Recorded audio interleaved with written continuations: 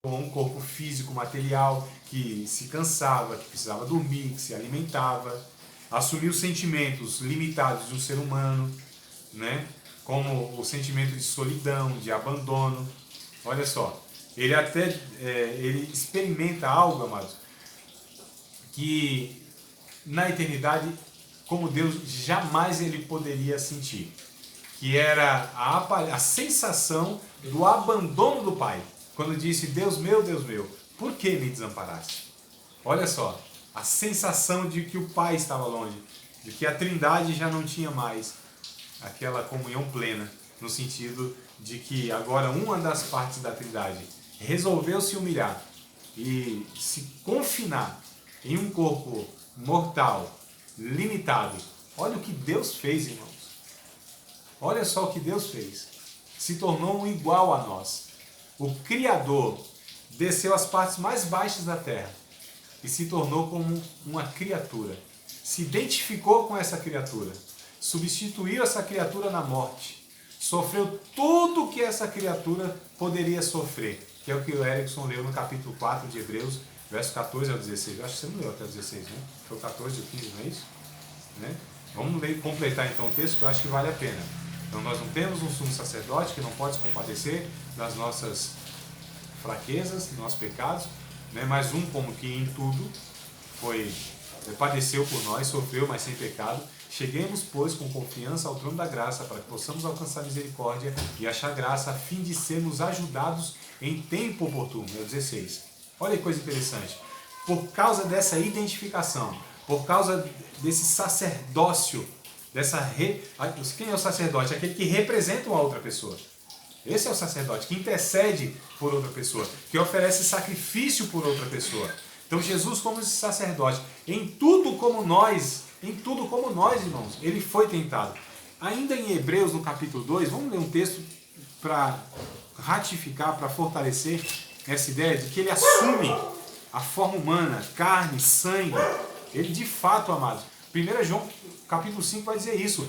Ele assume, ele veio como carne, ele veio como água, ele veio como sangue, ele veio como um ser humano mesmo. Então, Hebreus capítulo número 2, verso 14 em diante, eu acho muito lindo essa passagem aqui. E visto como os filhos participam da carne e do sangue, também ele, Jesus no caso, participou das mesmas coisas, para que pela morte, olha só, aniquilasse o que tinha o império da morte, isto é, o diabo. Interessante, irmãos. O que Jesus usa para aniquilar a morte? A própria morte. É como o veneno da cobra é vertido em soro para curar a própria picada da cobra. Não é interessante isso? Então Jesus usa a própria morte para vencer a morte. É porque a morte de Jesus triunfa sobre a morte.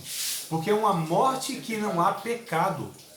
Então, é de fato aquele ser humano puro, sem pecado, que morre em lugar do outro. E a sua morte não foi por causa do seu pecado.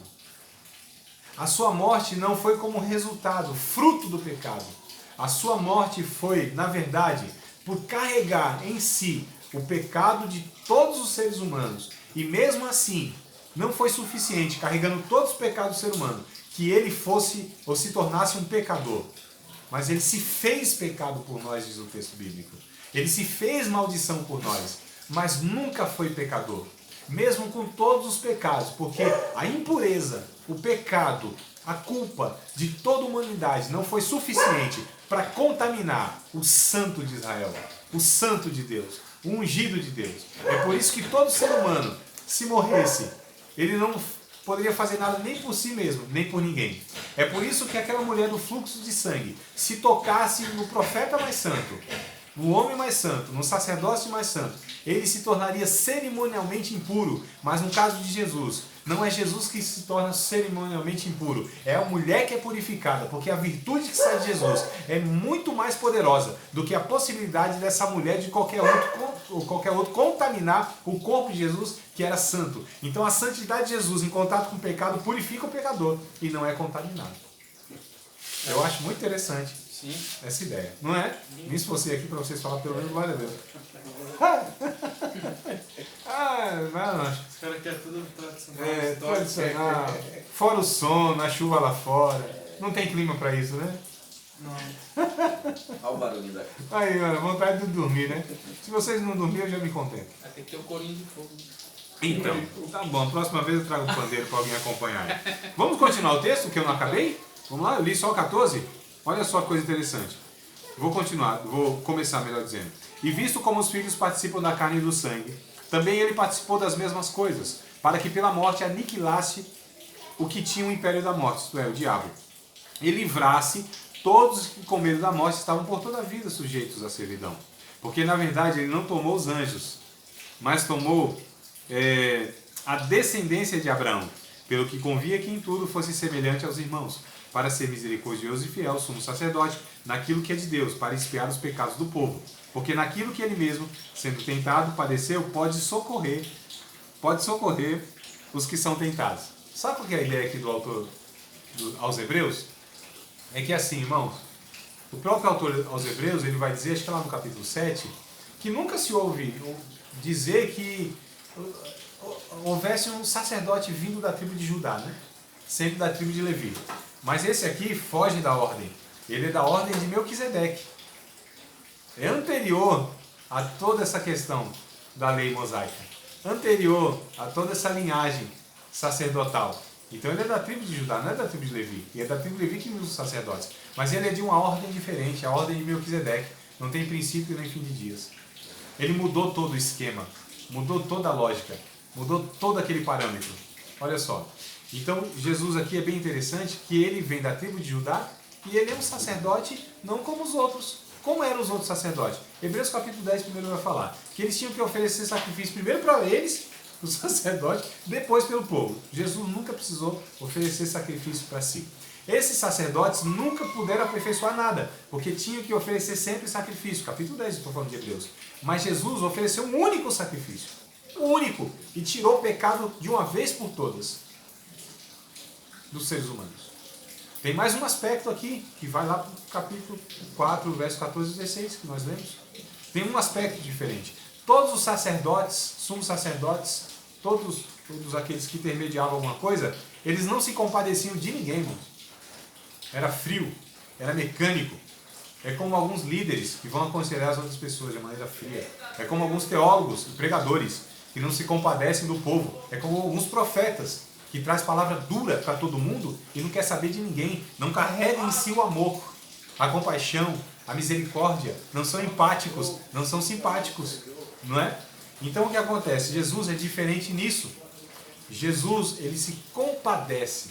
É um sumo sacerdote que traz nele todas as angústias, tristezas, todas as penitências humanas, carrega em si e leva isso para Deus, com propriedade. E ele mesmo intercede sabendo de todas essas limitações que ele mesmo passou. E ele representa o homem.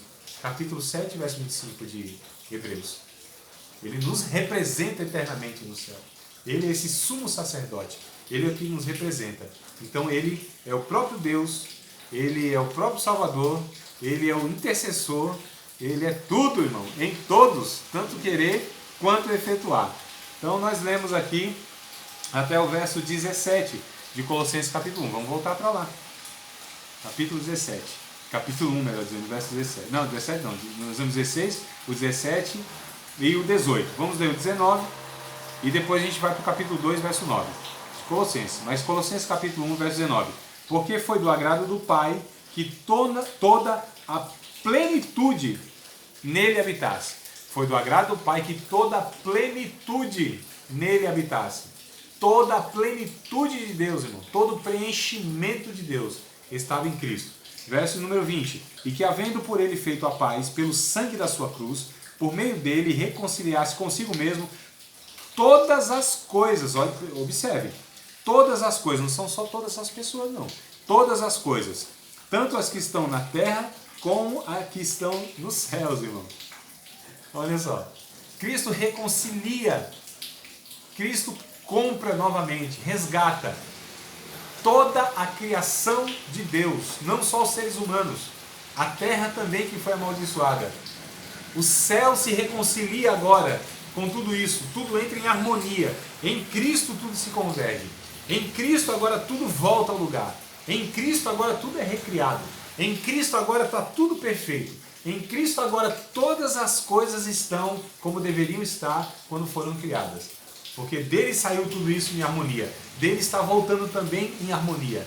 Toda a criação de Deus é depositada em Cristo. O sangue de Cristo, o sacrifício de Cristo, não só compra os homens para Deus, mas também a criação é restaurada. Olha só, mano. A gente vê isso lá em Apocalipse depois. Tudo isso é restaurado. E Cristo aparece como uma lâmpada de Deus na nova criação. Como aquele que é adorado e aquele que sustentará toda a criação. Cristo é aquele que aparece na eternidade. Por todo sempre, sustentar todos, irmãos, com a sua própria glória. E todos o adorarão.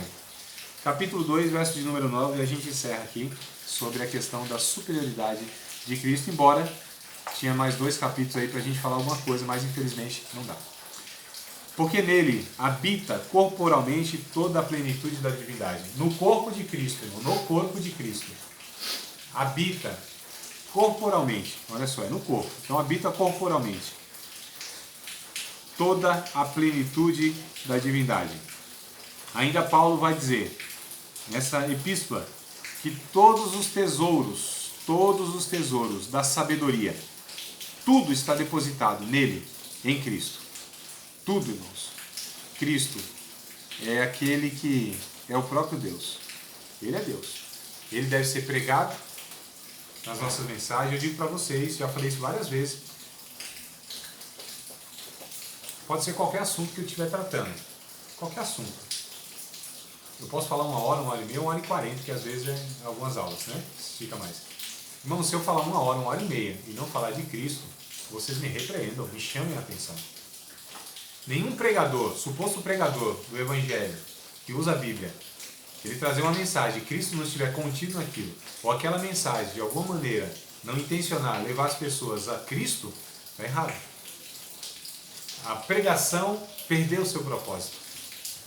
Tá certo? Uma igreja evangélica que não prioriza a pregação de Cristo, que fala de qualquer outra coisa, que pode falar de tudo, inclusive que contém na Bíblia, muitos temas e assuntos, mas se Cristo não entrar nesse meio, se a finalidade não for Cristo, também essa igreja está equivocada. Esse povo, se não se reunir em torno de Cristo, mas em torno de uma personalidade, de um outro propósito, de suas carências, e não for por causa de Cristo, aquilo não é culto legítimo a Deus. Deus não reconhece um ajuntamento. Jesus disse, 2 ou 3, em meu nome eu estou no meio. Se não for no nome de Cristo, amado, isso não é legítimo. Deus não reconhece aquilo como uma adoração. Só como um ajuntamento de um bando de gente buscando seus próprios interesses e recorrendo cada um ao seu próprio ventre e pedindo para que Deus os abençoe. Não, Deus também não os abençoará, porque a bênção só está em Cristo. Nele, por Ele e para Ele, seja glória na igreja eternamente. Amém.